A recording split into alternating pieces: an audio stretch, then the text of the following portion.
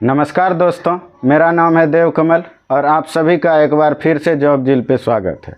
संख्या के प्रकारों को हम लोग विस्तार से पढ़ रहे हैं और आज हम लोग वास्तविक संख्या, काल्पनिक संख्या और साथ में कुछ महत्वपूर्ण तथ्यों को देखने वाले हैं। तो चलिए सबसे पहले वास्तविक संख्या को देखते हैं। वास्तविक संख्या या इसी को इंग्लिश में रियल नंबर बोलते हैं। परिमेय संख्या तथा अपरिमेय संख्या के सम्मिलित रूप को वास्तविक संख्या कहते हैं। जैसे 0, 1, 2, ... -1, -2, -3, -4 ... 5/6, -7/11 ये सभी परिमेय संख्याएं हैं। और इधर अपरिमेय संख्याएं जैसे √3, √7/5, -3/√6, -√119 ... आदि ये सभी अपरिमेय संख्याएं हैं। तो अगर परिमेय संख्या और अपरिमेय संख्या को कोई एक नाम दिया जाए तो हम लोग उन्हें वास्तविक संख्या कहेंगे। अब आते हैं हम लोग काल्पनिक संख्या पे। काल्पनिक संख्या या इसी को इमेजिनरी नंबर बोलते हैं। वैसी संख्या जो वास्तविक ना हो उन्हें काल्पनिक संख्या कहेंगे। जैसे √1, -1, √2, √3, √5/4, क्यूब √2, क्यूब √10। यहाँ पे करनी का घात 4 है और करणीगत संख्या -13 है ... आदि। तो आप देख रहे हैं कि काल्पनिक संख्या ऐसी संख्याएं होती है जो करणीगत होती है और ऋणात्मक होती है। तो ऐसी संख्याएं काल्पनिक संख्याएं होती है, लेकिन उनका वास्तविक स्वरूप कोई वास्तविक संख्या नहीं होना चाहिए। जैसे अगर हम लोग क्यूब √1 की बात करें तो आप क्या कहेंगे, ये वास्तविक संख्या है या काल्पनिक संख्या है? तो आप कहेंगे ये तो वास्तविक संख्या है, सीधा सीधा दिख रहा है। इसको हम लोग लिख सकते हैं 1/3 और करने का घात 3, और इसको हम लोग लिख सकते हैं 1/3 और पूरे का पावर 1/3, और इसको हम लोग लिख सकते हैं 1/3 गुना 1/3, क्योंकि पावर पर पावर गुना हो जाएगा, 3 से 3 कट जाएगा, आ जाएगा 1। तो आप कहेंगे ये तो वास्तविक संख्या है। लेकिन जब आप 11th में कॉम्प्लेक्स नंबर पढ़ेंगे तो आपको पता चलेगा कि इसका और 2 वैल्यू है और दोनों वैल्यू काल्पनिक संख्या है। जैसे आप देखिए, अगर हम लोग इसे x मान लेते हैं कि x बराबर है क्यूब √1, इसको हम लोग लिख सकते हैं x बराबर 1/1/3। दोनों तरफ अगर हम लोग 3 पावर डाल दें तो ये हो जाएगा 1/3/3। यहाँ पे x³ बराबर आ जाएगा, ये कट जाएगा, बराबर 1। अगर हम लोग 1 को इधर लेते हैं, सिंपल x³ - 1 बराबर 0 हो जाएगा। इसको हम लोग लिख सकते हैं x³ - 1 का क्यूब बराबर 0। इसे अगर आप लोग देखें तो ये a³ - b³ के फार्मूले पे आ रहा है। तो हम लोग लिख सकते हैं x - 1 into x² plus x into 1 x plus 1 का स्क्वायर 1 बराबर 0। तो यहाँ पे हम लोग लिख सकते हैं इसको भी 0 के बराबर और इसको भी 0 के बराबर, दोनों 0 के बराबर है। तो जब x - 1 बराबर 0 होगा तो उस टाइम x का जो वैल्यू आएगा 1, ये रियल हो जाएगा। लेकिन जब हम लोग इसको देखें कि x² प्लस x प्लस 1 बराबर 0 है, तो यहाँ से अगर हम लोग x का वैल्यू निकालें तो हम लोग लिखेंगे -b प्लस -√d/2a। अगर क्वाड्रेटिक इक्वेशन आप लोगों ने पढ़ा है तो ये पता होगा, नहीं तो क्वाड्रेटिक इक्वेशन में हम लोग इसको फिर से पढ़ने वाले हैं। बराबर यहाँ पे b का वैल्यू 1 है, x का कोफिशिएंट b होता है, एक्स स्क्वायर का कोफिशिएंट a होता है और जो कांस्टेंट होता है वो c होता है, और d का वैल्यू होता है b स्क्वायर माइनस 4ac। तो यहाँ से अगर हम लोग d देखें तो b का वैल्यू 1 है, माइनस 4 गुना 1 गुना 1 बराबर 1 घटा 4 बराबर -3। तो रूट d का वैल्यू -3 आ गया। तो हम लोग लिख सकते हैं -1 plus minus root under -3 by 2 गुना 1 2। तो यहाँ से x का और 2 वैल्यू आ गया। एक तो है, एक वैल्यू है -1 प्लस रूट अंडर -3 बाय 2 और दूसरा वैल्यू है -1 माइनस रूट अंडर -3 बाय 2। तो इसको हम लोग ओमेगा मानते हैं और इसको ओमेगा का स्क्वायर मानते हैं, क्योंकि अगर आप इसका स्क्वायर करेंगे तो ये आएगा, लेकिन अगर इसका स्क्वायर करेंगे तो ये आ जाएगा। इसलिए दोनों में से किसी को ओमेगा अगर मानेंगे तो दूसरा ओमेगा का स्क्वायर आ जाएगा। तो यहाँ से x का और 2 वैल्यू जो है दोनों काल्पनिक संख्या होता है। तो ये तो अभी ज़रूरत नहीं है, 11th में आप जब कॉम्प्लेक्स नंबर पढ़ेंगे तो इसे पढ़ेंगे। तो बस ध्यान में रखने के लिए कि परिभाषा हम लोग लिखते हैं वैसी संख्या जो वास्तविक ना हो काल्पनिक संख्या कहलाती है। तो यहाँ पे एक वैल्यू x का तो वास्तविक है, ये रियल नंबर है, पर ये दोनों संख्याएं वास्तविक नहीं हैं, तो ये दोनों काल्पनिक संख्याएं हैं। तो क्यूब रूट अंडर 1 का 3 वैल्यू है, जिसमें से एक वास्तविक संख्या है और 2 काल्पनिक संख्या है। चलिए अब हम लोग कुछ महत्वपूर्ण तथ्यों को देखते हैं। जैसे पहला है n अंकों की सबसे छोटी संख्या बराबर, यहाँ है 10 पर पावर n-1। जैसे आपसे पूछा जाए कि 3 अंकों की सबसे छोटी संख्या क्या है, तो आप जानते हैं कि 3 अंकों एक पर 2 जीरो लगा देंगे तो ये 3 अंकों की सबसे छोटी संख्या है। इस फार्मूले पर अगर आप बिठाएंगे तो क्या लिखेंगे, 10 पर पावर n बराबर यहाँ पे 3 है तो 3 घटा 1, तो आ गया 10 पर पावर 3 घटा 1 2 बराबर 100। तो इस तरह से इस फार्मूले को याद रख के आप लोग कर सकते हैं। वैसे ही दूसरा है n अंकों की सबसे बड़ी संख्या क्या होगी, तो 10 पर पावर n-1। जैसे 4 अंकों की सबसे बड़ी संख्या पूछी जाए तो क्या लिखेंगे हम लोग, 10 पर पावर 4 घटा 1, यानी 1 पर 4 जीरो और इसमें 1 माइनस करेंगे तो आ जाएगा 4 टाइम्स 9, यानी 9999।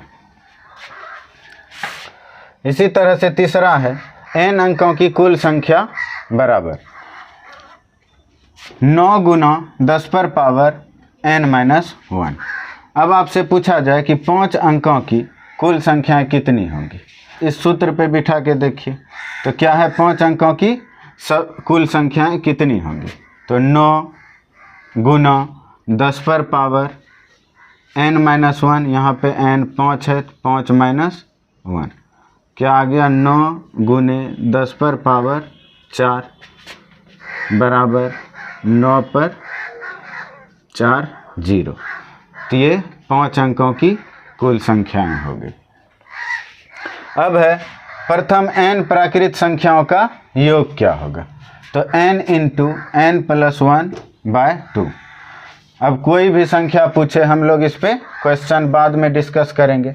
कोई भी संख्या पूछे, जैसे प्रथम n प्राकृत संख्याओं का योग, इसका मतलब क्या है, जैसे प्रथम 10 प्राकृत संख्या का योग पूछा जाता है तो पहली प्राकृत संख्या 1 है, इसके बाद 2, इसके बाद 3, इसी तरह से हम लोग 10 तक का योग देखेंगे। तो यहाँ पे क्या है, n बराबर 10 है। इस फार्मूले पर अगर आप इसे बिठा देंगे तो फिर आंसर आ जाएगा। तो n into n plus 1 by 2, तो 10 गुने 10 जोड़ 1 11 बटे 2, इससे कटाएंगे 5 बार में 11 पचे 55। अगर आप 1 से 10 तक को जोड़ेंगे तो 55 आएगा। अगला है प्रथम n प्राकृत संख्याओं के वर्गों का योग, n into n plus 1 into 2n plus 1/6। जैसे अगर 1 का स्क्वायर जोड़ 2 का स्क्वायर जोड़ 3 का स्क्वायर हम जोड़ेंगे तो क्या आएगा, 1 जोड़ 4 जोड़ 9 बराबर 9 4 13 1 14। अगर आप इस फार्मूले को देखें और इस पे यहाँ पे n बराबर कितना है, 3 है, तो हम लोग लिखते हैं 3 गुने 3 1 4 गुने 3 दूना 6 1 7/6। 3 से ये 2 बार में, 2 से ये 2 बार में, 7 दूनी 14। तो ये सेम। तो अगर छोटी संख्या रहेगी तो आप वर्ग करके भी जोड़ सकते हैं, लेकिन अगर कोई बड़ी संख्या है तो आपको फार्मूले का यूज करना होगा। अगला है प्रथम n प्राकृत संख्या के घनों का योग। तो आप एक बात नोटिस करेंगे, जैसे अगर हमें 1 का क्यूब, 2 का क्यूब, 3 का क्यूब, इसी तरह से कितनी भी संख्या है उनका क्यूब करना हो, और अगर आप इन सभी को आपस में जोड़ के उनका स्क्वायर कर दें तो ये बराबर आता है। देखिए 1 जोड़ 2 जोड़ 3 का स्क्वायर। LHS पहले देखिए, 1 का क्यूब 1, 2 का क्यूब 8 और 3 का क्यूब 27। 27 1 28 8 36।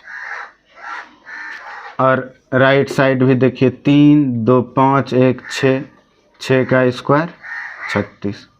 तो ये दोनों क्या है आपस में, ये दोनों बराबर है। इसीलिए इसका फार्मूला आप लोगों को पता है, प्रथम n प्राकृत संख्याओं का योग n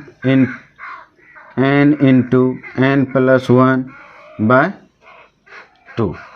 और इस पे अगर आप वर्ग स्क्वायर डाल दें, इसका वर्ग कर दें, तो ये प्रथम n प्राकृत संख्या के घनों का यानी क्यूब का योग हो जाएगा।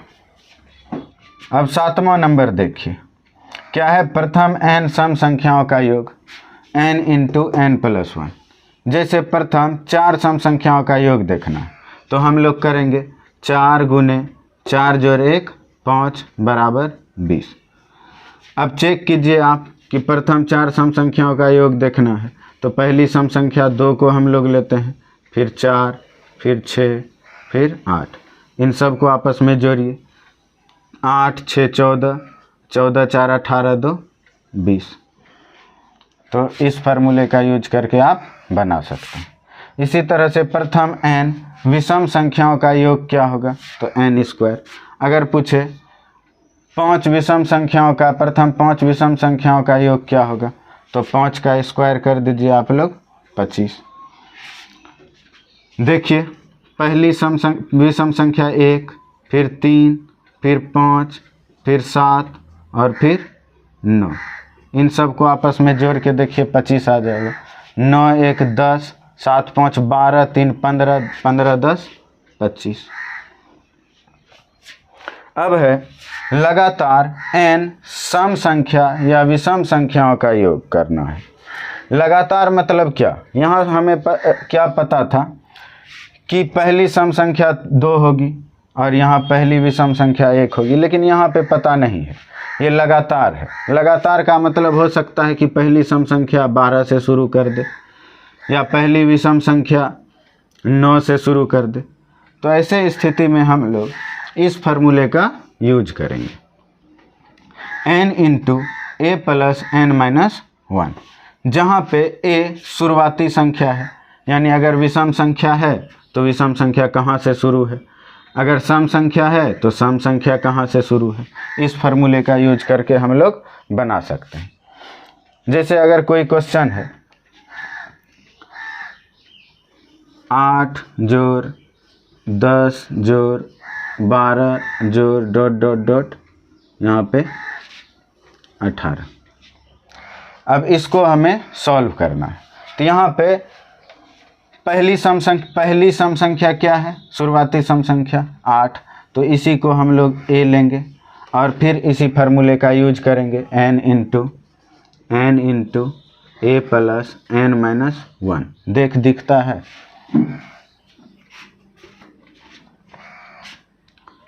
दिख रहा है, हल्का ब्रैकेट कटा है। अच्छा कट रहा है। तो इसको हम लोग कैसे लिखेंगे, यहाँ n into a plus n minus 1। यहाँ पे n कितना है, अगर आपको ऐसे n जानना हो तो कोई दिक्कत नहीं है n जानने के लिए। आप पहले वाले में 2 से भाग दीजिए, अंतिम वाले में 2 से भाग दीजिए। यहाँ पे आया 4, यहाँ पे आया 9। तो देखिए 4, 5, 6, 7, 8, 9, यहाँ से यहाँ तक अगर 1 से लेकर 9 तक संख्याएं होती तो n 9 होता, लेकिन 1 से 3 तक संख्याएं नहीं दी हुई है, यानी 9 में 3 माइनस कर देंगे 6 आएगा। तो यानी n का वैल्यू यहाँ पे 6 है। तो 6 गुने a का मान है 8, 6 घटा 1, इसको सॉल्व कर लीजिए। 6 गुने 6 में 1 चला गया 5, 8 5 13, 13 6 78। तो अगर आप इसको आपस में जोड़ेंगे तो 78 आएगा। आप इसका स्क्रीनशॉट ले लें या इसे नोट कर लें।